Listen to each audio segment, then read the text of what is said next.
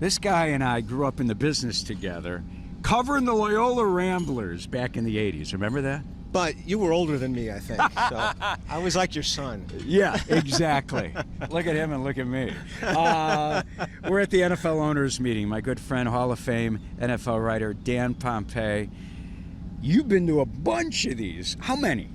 I can't count that high, but if I did, I'd probably not do myself any favors anyway. I've been coming since the 1980s to these owners meetings, and they've had them all over the place. They've had them in Hawaii. They used to have them in Palm Desert. They used to have them in California, couple different places, Dana Point.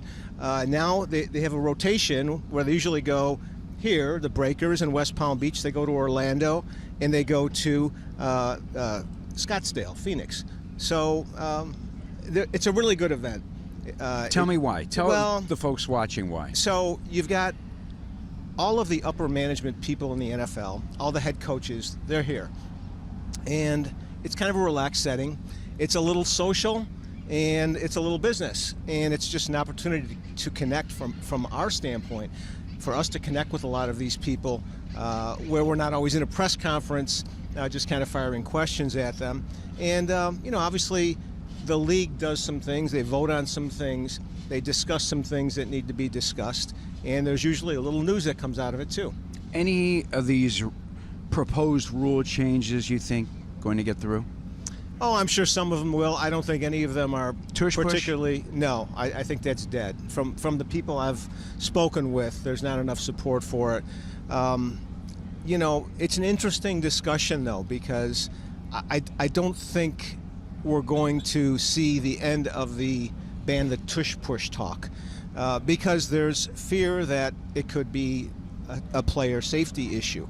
Now, as of this point, they don't have the data that backs that up, but it's kind of a common sense thing that you've got all these 300, 400-pound men diving at each other's heads. Eventually you might end up with something that's really ugly from the tush push. So I think it's probably going to be something that continues to be discussed over a couple-year period. Changing of the overtime rule, defensive penalty, anything like that you think has a chance? It's possible. I don't have as good a feel for some of those, to be honest with you. Usually when you've got something that's a little drastic, it takes a little time for everyone to wrap their heads around it, and it usually doesn't pass on the first go-through. All right, big news today, day one. Jets named Justin Fields their starting quarterback. Surprised? A little. I'm kind of from the school that I think it's best to have everyone earn their starting job. But they clearly are invested in this guy. I mean, they think he's something that neither the Steelers thought he was nor the Bears thought he was. So, this is how they're saying it. They went out and they got him in free agency. They signed him ahead of signing some other guys who, maybe had a better resume in the eyes of some people.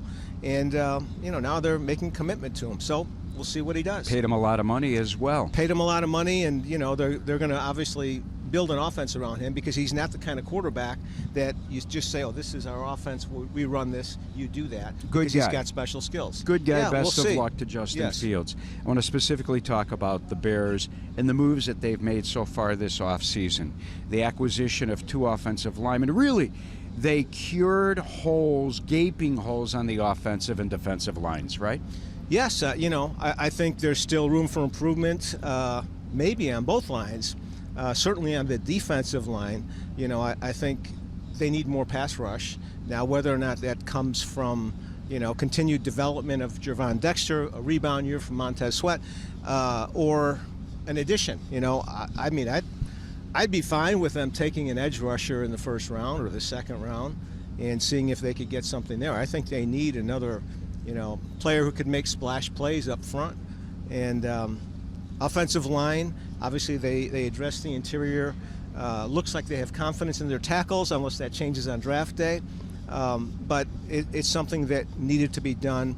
Interesting that they kind of went with these veterans that are, maybe not going to be here when Caleb Williams is on his next contract. Some of them won't be anyway.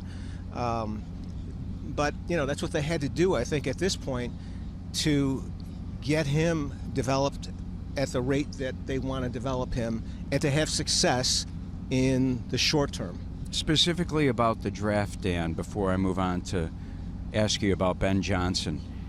If there was an Ashton Genty still available at the number 10 pick, or Tyler Warren, the tight end out of Penn State, and we know that Ben Johnson loves to use 2 tight ends in his offense, would you still double down on the defensive line? Well, I guess it depends which players we're talking about, who's there and who's not there. But, I don't think Genty's going to be there. I might be wrong. If he's there, I think you got to look really hard at him. If he's as special as everyone's saying he is, he's the type of guy who could really make your offense something different, unusual, difficult to defend. The tight end, I guess, the same thing, although, they have a good tight end. But who they're paying a lot of money yes, to. But I guess you can't have too many weapons. You have to look at it like offensive weapons. And they're probably going to lose Keenan Allen, who was a guy they threw the ball to more than any other player last year. They need to replace that production somehow, and they also need to replace the big plays that he provided. So, they need something on offense to provide big plays. Whether or not that's a running back, a tight end, another wide receiver, we'll see where it goes. All right, the guy that will make those decisions is new head coach Ben Johnson. You've been covering the NFL for 30-plus years. You've covered Ben Johnson, specifically his last 6 seasons in Detroit. What impresses you most about this guy?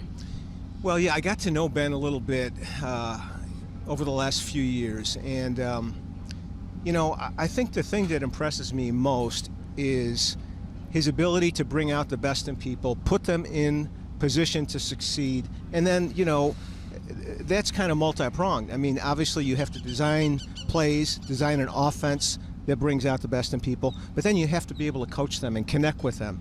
And, he really did that to a high level with a lot of his players, especially his quarterback, Jared Goff, who came to the Lions, a little scarred after kind of a tough experience with the Rams. And he brought him to a level of play that he had never been before. So, those things are really encouraging. And I think, his play calling is as good as anybody's in the league, just about. Obviously, it was a lot easier to call plays when you got a bunch of great players out there, which he did in Detroit, starting with the offensive line, But, he doesn't have the same thing in Chicago right now, it doesn't look like. So he'll be challenged more in that regard. Can you get into third and manageables all the time? Can you develop momentum with your play calling? Those are the real challenges. That's when we all start questioning play callers, when the guys don't execute and they're in these tough situations to make a play call for. So it'll be interesting to see how he does. All right, I know you won't rain on my parade, but you'll be honest with us Bears fans. Listen, they won the offseason 2 seasons ago and then finished 5-12 and had a 10-game losing streak. I know there are those in Minnesota who will argue that the Vikings won the offseason, but I think we're in agreement that the Bears did pretty well this offseason as they get set for the NFL draft. How quickly can Ben Johnson turn things around and turn this team from a 5-12 squad into a playoff team? Well, I mean, we've seen it happen. I think it's all about Caleb's development. If he takes a step up and becomes one of the, top 10 quarterbacks in the league, then yeah, anything's possible if they stay healthy, if other guys come through. But there's a lot of question marks on this team. It's why they were bad last year. That's why they've been bad for a couple of years, and they need a lot to go right for them. So I would say to a Bears fan, just kind of be patient with the process, because I think it might take a little time. Always an honor to get together. Honest to God, one of my longtime friends. I said it to my cameraman, Mike Majewski, after I saw you in the lobby yesterday. you and I and Joniak grew up in the business together. Yes, we did. So it's always special to get together with you. I still haven't grown up, though. You've grown old. I haven't grown up. Of course, look at the great shape that Dan Pompei is in, and I become mush at my age. No, not true. Not true. Thanks, man. All right. Thank you. Awesome.